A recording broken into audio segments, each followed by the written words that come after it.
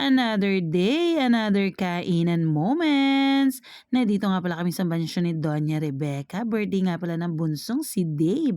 At ito ang mga nagsasarapang Wow! pagkain. Grabe, merienda lang to. Pero parang panghapunan na ata to. Grabe, at napakasasarap naman talaga ng mga pagkain. Birthday nga din pala ni Natalie today. Happy birthday, Natalie! God bless you! At ito nga pala ang cake ni Dave. Oy! Dave! Ayun, paano nito, Alex? Bless, bless. Bless. Oh, bless. Oh, lang yung meron kita. Happy birthday to you. Woo! Happy birthday to you. Woo! More energy. Happy birthday, happy birthday, happy birthday to you. Happy day, Kuya Dave. Ah, go, make a wish. Gusto nagtutuloy leksyon. Yay! Happy birthday! At heto nga pala ang mga nagagandahang kumarshi, nagkakahiyaan pa ay pang kumain. At eto napaka-cute na si Jersey. Ano mo naman tong poging-poging kalix na to, kung buong loob.